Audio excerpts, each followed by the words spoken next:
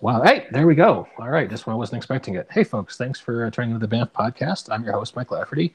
And I know sometimes it's hard to tell because we range far and wide, but this podcast was originally formed almost 10 years ago to focus on superhero RPGs. And today we have a veritable pantheon of superhero RPG talent in the house. We have first frequent co-host, Christopher McGlothlin. How you doing, Chris? I'm great, sir. How are you? All right, always a pleasure to have you. Second, we have author of Icons and Mutants and Masterminds, currently working on the Expanse RPG, among many, many other credits. Steve Kenson, how you doing, Steve? Very well, Mike. Pleasure to be here. Always good to have you. And last but certainly not least is a man who almost needs no introduction because his resume is so long, I'm not sure I can get into it, but Steve Long of Hero System fame. How you doing, Steve? Doing great. Thanks for having me on the show.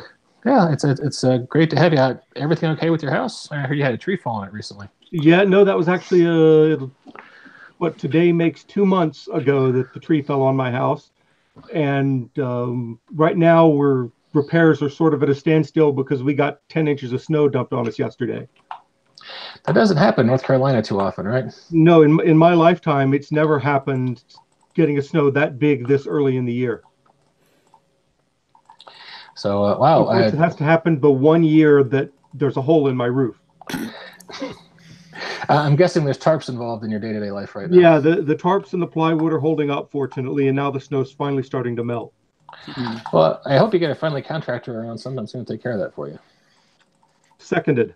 Yeah. Because at this point, we're pretty much waiting on like the rain of frogs and the water turning to blood and the plague of locusts. All things that Professor McGlothlin has somehow managed to work into one superhero adventure, by the way. Oh my God, I hadn't thought about that, but yes. See, perfect segue. So, yes, perfect segue. Indeed. Yes, Steve, you want to host a podcast? Man, that was masterful. I'll think about it in my copious spare time. Yeah, well, you know, just let me know. We have a generous benefits package here at the Banff Podcast. It mainly consists of Twinkies, but they make you feel better, and that's the important thing. Well, hey, since Steve handed that to us on a silver platter, we were hoping to talk. This might be our last podcast for the year, so figured a good way to end, kind of nodding back to our roots in superheroes RPG is focusing on, what's the best superhero GM tip these three illustrious creators can think of, or best adventure design tip. So that was kind of the theme we're going with today. Anybody want to jump in on that, or should we start picking volunteers? Oh gosh, there's so many possibilities. I mean, the greatest superhero RPG game mastering hint is read everything Aaron Allston has ever written. It's certainly a good start. Really, if you want to get started. But we could talk in more specifics. But Aaron's body of works pretty much encapsulates the some of the greatest game master advice ever written, and is well worth looking at. Oh, and not to dip into shameless promotion, but I know at least one of the people on this phone call was involved in the rebirth of Aaron Allston's Strike Force last year, which is now available in fine bookstores and one bookshelf. I was going to say RPG Now, but I guess we can't call it that anymore. Yeah, drive-thru. No, I guess it's true. RPG Now has folded itself back into drive-thru, hasn't it? Yeah, has indeed. Well, it was too complicated the other way, so we just wanted to keep it that way for maybe 10, 15 years, and then go back to something simpler. So here we are. But yeah, you can check that out now, and that's got a lot of advice. Let's maybe talk about it more organically. It's a different animal, designing games, adventures for a superhero genre than for 99% of the market, which is fantasy. Mm-hmm. You got to come things with different assumptions. You've got to talk about, what kind of genre, because there's so many subgenres within, superheroes. You got to, talk to your players, see what they want. It's, there's a lot of subtleties and nuance to it, right? There is and there isn't. Well, enlighten me, Steve. Follow up on that. Well, I think that oftentimes we find ourselves as designers getting a little too clever when it comes to particularly adventure design. when oftentimes a fairly simple approach will do the trick quite nicely. I find that, and I fall into this as a game master myself from time to time. We fall in love with a particular scene or a particular approach or a particular idea, and just resolutely refuse to recognize that the players are never going to play that out the way that we want them to. And ultimately, that's for the best, in the sense that if we wanted the scene to play out exactly the way it was in our heads, we should be writing comic books or writing novels and not running role-playing games. Yes. But oftentimes, it's really a matter of giving the players a fairly simple cue and saying, hey, here is a villainous plot, go thwart it, and kind of letting them take the lead in that. Sounds like you're advocating for a more freeform adventure design. I kind of think that that's something that superhero games call for to a certain degree, because so much can potentially happen. I think I'd put it slightly differently. I would say whether or not you let the adventure design be freeform, I think the GM in a superhero game, more so than most other genres, has to be prepared to wing it and to go Yes. off on the fly, because the player characters are capable of doing so much. That's why so many superhero games get turned into generic game systems, because they have to be able to handle anything. And so whether your adventure is rigidly written or not, the GM has to develop that sort of half art, half science of knowing how to go with the flow when the players step out of the script. Mm-hmm. I'd agree. Can you give me an example of where maybe that's happened in your home game and you had to think on your feet? Yeah, the best example comes not from a superhero game for me, but from a pulp game that I ran years ago, in which the player characters were searching for a medieval chess set that was very, very valuable and then supposedly also had magical powers. And they were in Italy at the time looking for it. And they were in, I forget which cathedral, but some cathedral, and one of the players said, wait a minute, the floor pattern in this cathedral is like a checkerboard, like a chessboard, right? So if we go and move like chess pieces on this board, it's bound to reveal a secret door. And I didn't have that in my adventure. There was nothing going on. He completely made it up, but I said, you're right. And the rest of the adventure away and just went with what he did, because it was such a clever idea that to say no would have just sort of taken the air out of everybody's sails and ruined the adventure. Yeah. So maybe more like, I think Fred Hicks once described that as emulating the fiction and not the physics. Mm-hmm. In a sense, though, I don't think that's quite accurate either, because gaming and fiction are sufficiently different. In fiction, the author knows what's going to happen for the most part. This is a case, it would be a better case if you had or a better description if you had the actors in a movie who didn't have to listen to what the director told them. And the director had to go on filming regardless of what they did. Mm-hmm. Yeah. Yeah, I mean, I agree with the notion that in many ways, story is something that you tell about the game after it's happened. I mean, in some ways, playing the game is the process of creating the story. So, the story is what you tell after, and you say, hey, this is what happened. But in the process of creating it, it's very collaborative, and especially with, like Steve says, a game where so much can potentially happen, that you just have to kind of be prepared to go with it if the player characters do something completely off the wall. And especially if it's something like in Steve's example, that's so much more interesting, where you're like, wow, that's a really cool idea. Like, let's go with that. I think it helps if you have, I was running a Mutants and Mastermind game a few years ago. It was second ed, to let you know how long it was ago. And one of my characters had the great idea of using the ninjas who were attacking them as melee weapons. Which in the moment was kind of hilarious, but it wasn't exactly what I was going for. But it was the vibe in the room, everyone was into it, so yeah, kind of said yes. But it wasn't anywhere as cool as, hey, let's move like chess pieces. That's a lot more engaging. So Chris, I hear you chuckling in the background there. Can you think of a time maybe in your games or when you've seen this kind of dynamic?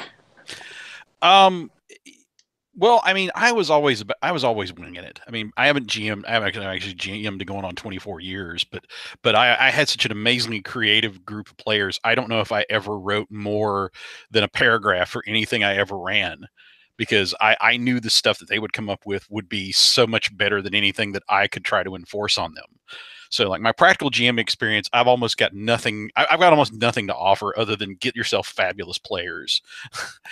Now I had to pick up a few tricks when I started writing them for a general audience, but as an actual GM, it was just, my college gaming days, it was just inviting people over to my house and wowing me and then pretending like I had something to do with it.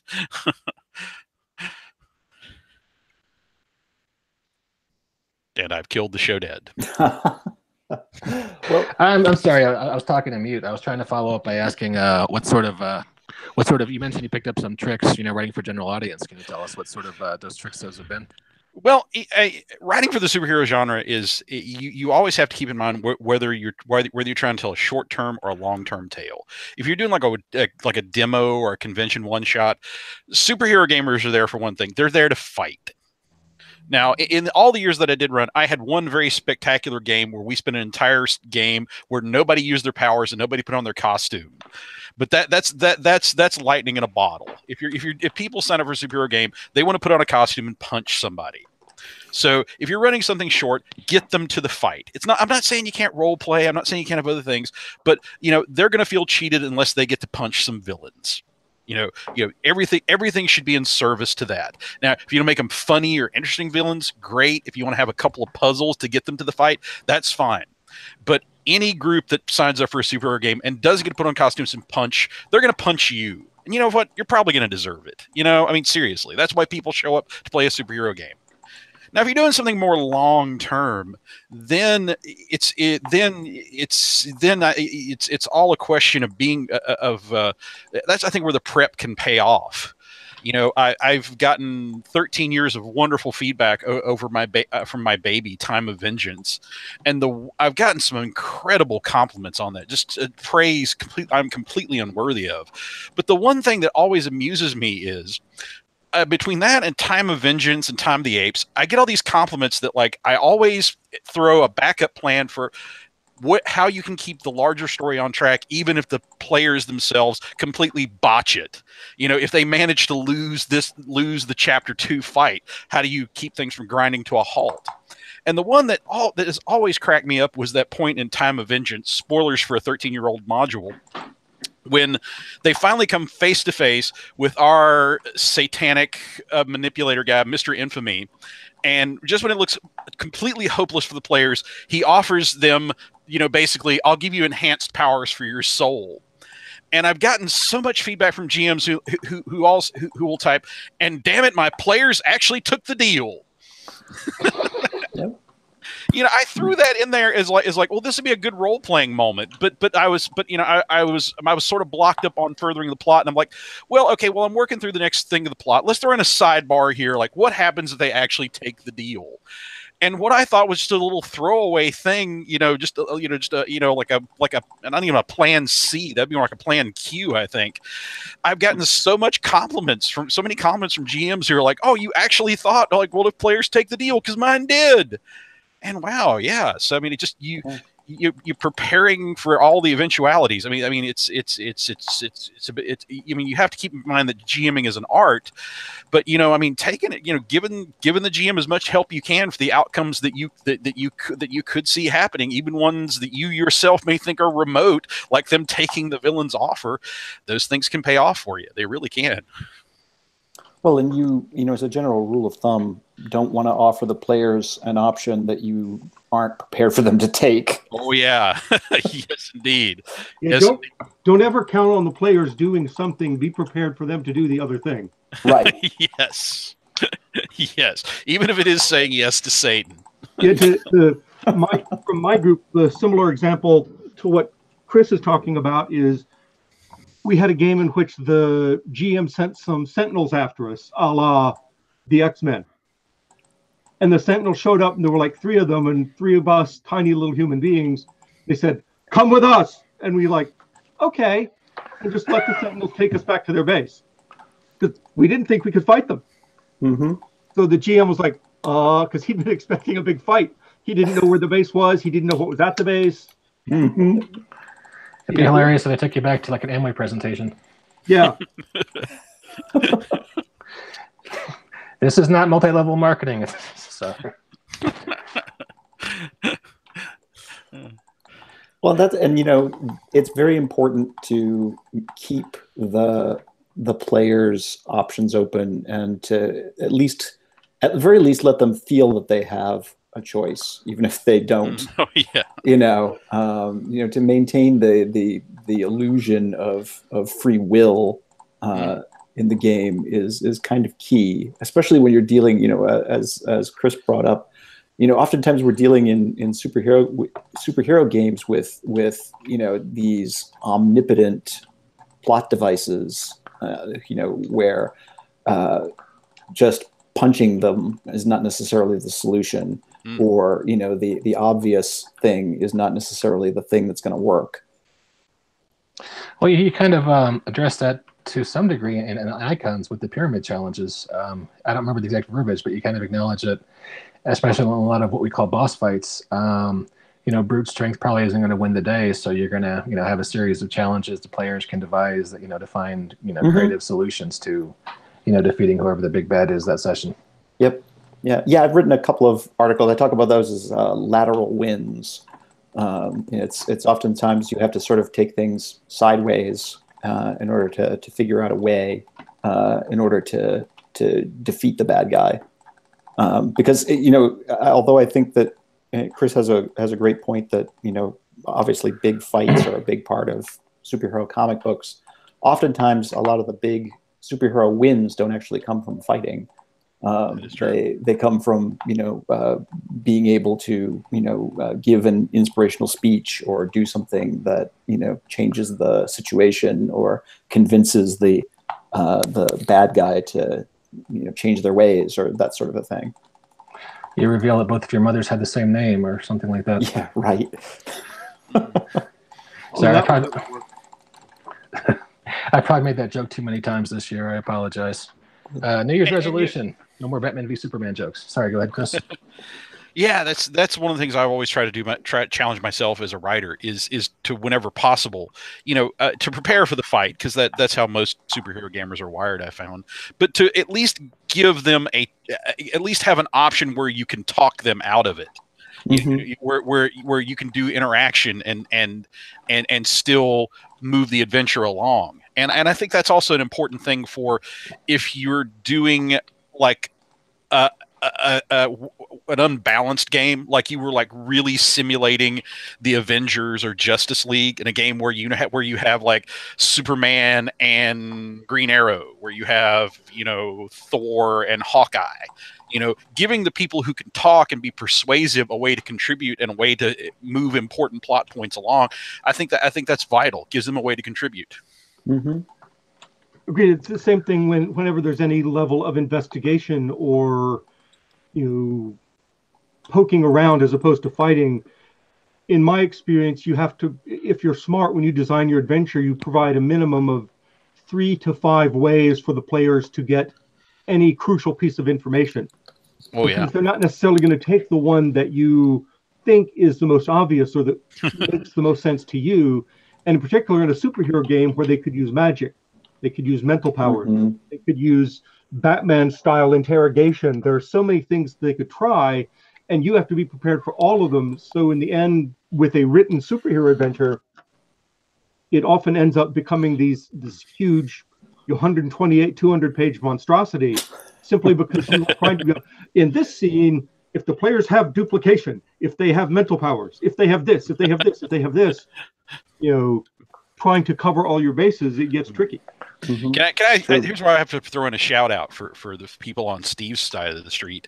When I first got into Champions, I got in with 4th edition, and one of the things that I loved once I started designing adventures for it was the section and the powers and the skills and whatnot, where they would have the stop sign or the magnifying glass. Here's a power that you really need to keep in mind, because these powers can derail whole adventures. And I liked how there was like a quick and ready guide to oh crap, if they got X-ray vision, they'll solve this in 2 seconds. It's such a handy tool. Yeah. No, there's some powers that, particularly with investigation scenarios, just wreck. Hey guys, I've got a 5-year-old emergency. Can you continue without me for 1 second? Sure. Oh yeah, sure. All right, Tag, Chris, you're it. Wait that, or the emergency wait that long, you better get to it. All right, we've seized power, gentlemen. Which will be our first decree? All prisoners to be released. Everyone gets 40 acres and a mule. Right. And Chris, yes. I thought one of the things that you brought up that was really, interesting, kind of pointed towards the notion of also including some spotlight time, in the running of the adventure, if not the designing of it. And I think this is where the individual game masters sort of get to customize adventures to their game group. Is taking into account the specific things that the heroes are good at. Or known for, or whatever, and allowing some space for those things in the context of the adventure. I just watched part of the annual 3-part CW superhero crossover, and without getting into spoilers for it, inevitably. Just because there's we talk about archers as sort of the the low end of the power scale. Inevitably there's a key point where something involves precision marksmanship, and I'm like, it's a total spotlight point. Yes. Because it's a coming up with a thing in the adventure where it's like we need someone who absolutely won't miss yes. This sort of very key moment, and I'm like, that's the sort of thing when you're a game master and one of your player characters is an archer or a marksman. See that in every adventure involving Aquaman in the Justice League. How do we make Aquaman relevant? Relevant, right? Well, we have to have a scene in the water. I always thought Grant Morrison was really good at that in his run on JLA, finding ways to make Aquaman. Yeah, I seemed like he was doing something more important than they usually let Aquaman do. Yeah. Well, yeah. I mean, and fortunately, lots of writers have recognized that, unlike in the Super Friends where Aquaman's soul powers were water breathing and talking to fish, that, he is also like a super strong tank. So he's pretty effective most of the time anyway. Oh, hey, that we need to get Dan Abnett on. We've had him on several times. He's just finishing up his Aquaman run. Dan's Aquaman book was actually pretty terrific. Yeah, I've really been enjoying it this year. Hey, speaking of superhero stuff, there's a superhero magazine that has a Kickstarter quarterly to fund new editions. Did you guys know about this? I did not. Never Tell heard us more. Yeah, it's there was an IO9 article about it. The lead was Grant Morrison was talking smack about Alan Moore, because that's what they do. Because it was a Tuesday, yeah. Yeah. Okay, I'll send you guys the link and I'll put it in the show notes. IDW Publishing does this. It's a Kickstarter they have quarterly, and this is for its 3rd volume of Full Bleed, which is a quarterly comics magazine featuring the stuff you used to see in, say, Wizard art analysis, interviews with creators, etc. And they're interviewing Grant Morrison and for some reason Teenie Howard and Kirk Hammett from Metallica, which is Kirk doing comics now? What the fuck? When did that happen? He's a huge horror and comic fan. I don't know if he's ever could write anything, but yeah. Okay. He's a legit fan. I don't mean to sound so incredulous. I'm kind of at the point where I have to expect any rock star to get a comic book writing contract just because, hey, you're famous. You can write comics now.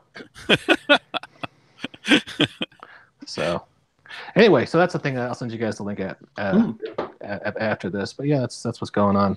Cool. But it was actually pretty measured as far as Grant Morrison talking about Alan Moore goes. He just mentioned why he doesn't like Watchmen at some length, and then went on to compliment Alan on several angles and say we don't really have a feud. He's a nice fellow, but Watchmen kind of sucks. Was sort of my big takeaway from that. Well, I'm sure that'll go well. Well, he makes some points. I mean, none of the characters in the story are smarter than the writer. The world's smartest man's kind of an idiot. In that story, but that's a whole other rabbit hole we don't need to go down. Hey, flipping the coin, what is the best advice you can give someone not to do when designing an adventure or GMing a superhero session? Don't be afraid to make a mistake, and don't be afraid to admit that you made a mistake. Because GMing is like everything else in life. You just have to keep at it. And if you're not good at the start, that you just got to redouble your efforts. And if you're with a group that's worth keeping on a regular basis, they're going to understand that. I mean, role playing is a cooperative art, at least it should be. And players should understand that things are going to go wrong, but hey, we're all working together to tell a story, and even if somebody grinds the story to a halt like I did a minute ago, you just stay with them. Sometimes Superboy punches history, and you just have to say, we're going to power through this and go into the next story arc. Right. I mean, quick story. Okay. My number one line, I can't believe I ever actually got into an adventure. Okay, when we got to update Time of Crisis for second edition, there were a few things that needed to be corrected. There was some stuff in later continuity which mildly contradicted some stuff in first edition, and I mentioned that in the introduction, and I said, and if you're really uncomfortable with if you're really uncomfortable about the differences, it's all because Steve Kenson punched a wall, and Steve left that in there. Well, when you can include jokes about your line developer in the book and he passes them, you're working with a special human being. Given the continuity errors were basically my fault, I think that it's only fair to cop to that. Well, I was gonna fall on that sword, because, but here we go. We lift each other up. Even whoever screwed up, we're still a team. Yeah. So, Mr. Long, what's the one advice you would give as far as things not to do? The one piece of advice I would give would be, don't get hung up on bad die rolls. And by that, I'm not saying to ignore bad die rolls. I'm saying to think of them as part of what makes role-playing games unique and special. It's the one thing that sets RPGs off from all of the forms of art that we're trying to emulate in gaming, novels, comics, movies, whatever you want to call them. We're the only ones who have to deal with potential story-wrecking failure, because nobody's going to write a story-wrecking failure into their movie. But the dice may do that to you, and you need to learn to adjust to it, not to somehow decide to get rid of it. You can, if you want to, get rid of the die roll, but I think it's better to embrace that aspect of gameplay and run with it when it happens to hit you over the head. Just know that sometimes the dice are not going to be your friend. As I was saying, always include that "what if they lose" section in every single chapter you write. Yeah, and I agree that sometimes failures and setbacks and reversals can actually make for a much more interesting story than easy success. Infinity War, anybody? For example. Yes. Did you guys see the trailer that came out for Endgame this week? I haven't seen it yet. Yeah. Well, funny you should mention that, because I when it happened to land right in between classes, and our school internet was blocking the trailer itself, but allowing the reaction videos to come through. So I could watch videos of other people watching the trailer. I just couldn't see the trailer. And apparently I was audibly distressed because a bunch of my students ran up to me, immediately whipped out their phones, and let me watch it on their phones. That's why my students are the best in the world. So you're the cool teacher, it sounds like, Chris. I try to be. I honestly, I just think I'm this introverted weirdo. I don't know why anybody wants to be in a room with me, even if they're getting a grade for it. But apparently, a miracle happens every time that tardy bell rings, because I get a lot of love and respect. I'm not sure I deserve, but I always appreciate. Man, it's nice to talk to someone who likes their job. I'm a little stunned because, well, actually, I guess all three of you like your job, don't you? Oh, I love my job. I've made horrible mistakes somewhere going into computers. Well, can I tell you a story about my other career? Is this where you're a public investigator? And, no. Does this involve the phrase "I was in college and needed the money"? Partly, yes, actually. About 25 years ago, I was in college, and what money I had went to run to my local gaming store because there were two guys whose books I never missed: Stephen Long, no matter how they spelled his name, and Steve Kenson. And I did not. I mean, I was, and I found them at probably one of the most brokenhearted times of my life when Nigel Finley passed away unexpectedly. But, finding those two guys and seeing that, man, gaming just keeps going. New and awesome people keep coming into this hobby. And then flash forward 25 years later, my two favorite game designers, I've done books with them, and they're also my friends. And really, that's everybody in every job everywhere should have the thrill of getting to meet your heroes and finding out they're even awesomer than you knew, and getting to do cool stuff with them. Thank you, Chris. You're very welcome, sir. Thank you very much. And I have to say, the best thing about gaming, honestly, is all the great friends I've made because of it. All my best friends in the world, all the people I love the most, except for my family, are people I've met through gaming that I game with. Yeah. It's nice to hear that every once in a while on the podcast, because so often we hear those crazy gamer stories. It's nice to hear the other side every once in a while. Or Hey, Steve. People complaining about stuff that goes on at conventions and whatnot. It's easy to get lost in the crappy stuff and forget the good stuff, but the good stuff predominates more often than not, I think. It's where I really feel sorry for people that don't get to go to conventions, because I think if all I knew about gaming was the online stuff, I don't know if I would have ever developed the same kind of love for it I did in the pre-internet age. But you go to conventions and you get to see people face to face, and it's all positive and encouraging. I mean, the closest, and this is still pretty far away, the closest I've ever had to a negative experience at a game convention was, oddly enough, I was in the train station waiting to get the train home, and a very, very eager gamer came up to me with a book and a pen and goes, "Pardon me, aren't you John Lighthouser?" And that is quote unquote as bad as it's gotten, and I just felt bad because I didn't want to. I hated to disappoint the guy. I've had a couple of pretty bad encounters at conventions, but the fact is, meeting people in person is a very different thing from meeting them online. And every person I've met in person at a convention who is a jerk online is typically shy and withdrawn in person. Yeah. And as soon as you meet them, they stop being a jerk online, because now they can identify you. Now you're a person to them, not just a name. Yeah.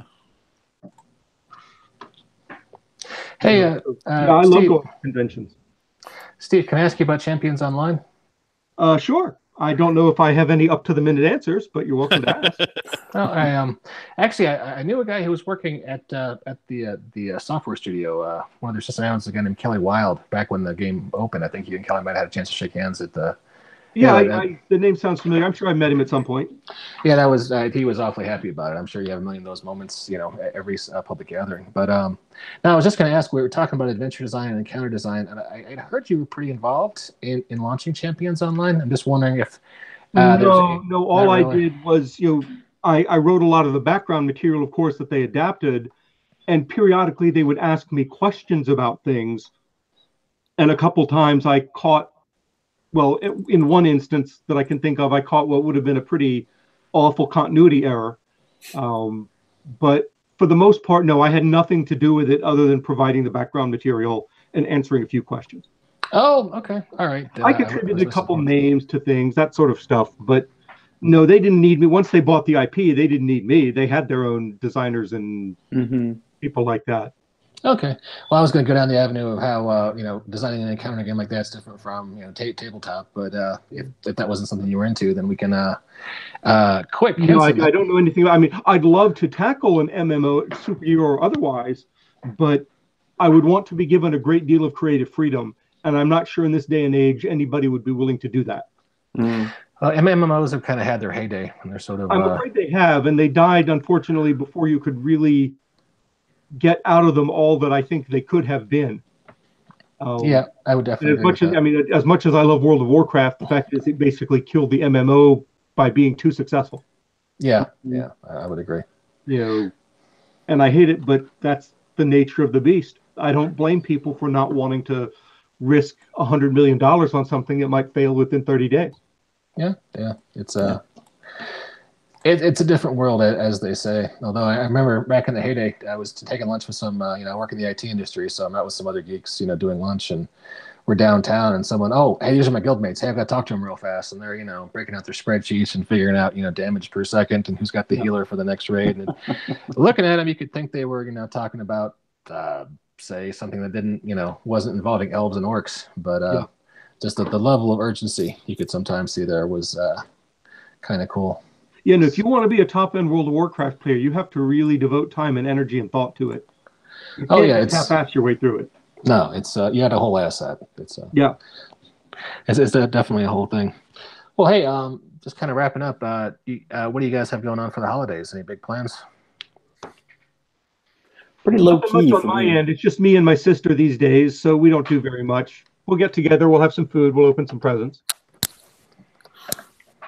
Yeah, it's pretty much the same, for me, in that we don't have any kids in the family. So, Christmas is just sort of a really low-key family thing.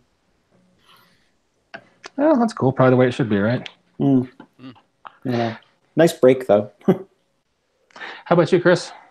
Well, I'm going to be hard at work on finishing up our history of Sentinel comics, and so I mean, one would prefer to have nothing but time off, but days when you come up with things like the fact that Sentinel Comics in the 50s used to publish Theremin Aficionado magazine. Nice. Okay. Little things that I can't wait to see how Bedell's actually going to react to. That's fun. And big movie buff, and I've got a couple of good ones lined up. They're showing Billy Wilder's classic The Apartment on New Year's Eve, and then New Year's Day, Alamo Drafthouse is showing the 4K restoration of Goodfellas. So I'm finally going to see Goodfellas on a big screen. Oh, sweet! I wish I had access to an Alamo Drafthouse like you do, because you seem to spend a lot of time there, and it always sounds like fun. Well, you're always welcome to come up here and eat my food and sleep in my guest room and come to the movies with me. Well, I mean, for that, I really need to lure you guys down here to hang out in the Steve Plex 65. Yes, right. Well, as soon as you get a roof, and I won't feel like I'm in the way. Get the roof done, get the heat turned back on, all that fun stuff. Right. Yeah. The essentials. You just got 10 inches of snow and you don't have heat? I don't have heat upstairs because when the tree crashed into the house, it tore apart the ductwork upstairs, and so they can't repair that until the other repairs are made. It has, it's part of a process. I still have heat downstairs, though. Oh, okay. Well, at least there's that. I was worried for you there for a second. Yeah, well, it's not the most pleasant of situations, but I can hack. Anybody else picturing Steve getting up and out of the captain's chair and pulling his tunic down and going, "Damage report"? Basically. And it's actually gotten so far as to where like the panel sparks and shoots the unnamed ensign across the bridge. Mm-hmm. It did cause my cat to run downstairs and not come back upstairs for like 3 weeks. Oh, man. She was sitting in my lap when it happened, and she darted downstairs and was terrified and literally would not come back upstairs. Oh, poor thing. Yeah. So she's finally gotten back used to coming back up, but still doesn't spend much time up here because, it's cold. It's like that's fair up here, so she can be downstairs where it's 68. Yeah, that makes sense. My greyhound's kind of the same way. Of course, he has almost no coat, so there is that. Hey, Chris, just before we wrap up, you mentioned Yes. theremins. I'm always have compulsion to mention this. Did you ever see the theremin documentary a few years ago? I did not, but there is if you have the Blu-ray of the original, and as far as I'm concerned, only version of The Day the Earth Stood Still, they actually they have one of the weirdest and most wonderful bonus features I've ever gotten on a disc. They have a tutorial on how to play the theremin. Oh, that's pretty cool. And Now, it's just, like, they make it look just easy enough to like, I could do that. when you mentioned theremin aficionado, Brian Wilson of Beach Boy fame is on the documentary, and they just kind of put the camera on him and let him go. Why wouldn't you? Yeah, because there's a bit where he's talking about his love of the theremin, and he just starts rhapsodizing, and he kind of gets lost and just kind of comes back to about 5 minutes later, and he's like, "Yeah, so that's what I think about that." It's a Brian Wilson kind of moment, but yeah, there's an amazing story about behind theremin. He was kidnapped by the Soviet Union, brought back over there, and it was crazy. And then he came back to America late in his life, and it was it was really amazing. But I want to thank you guys for coming to join us. I need to get back to the bidding of my corporate paymasters, but it's been a real pleasure having you guys on to talk about this. Anyone have any closing thoughts before we want to wrap things up? No, just happy holidays to everyone, and thanks for having me on. Yeah, right. Likewise. Happy holidays to 3 dear friends who are a blessing to me throughout all the years, and happy holidays to all our listeners. Yep, and to all our listeners, happy holidays, as Chris says, and we'll catch you next time, hopefully in 2019 on the BAM podcast.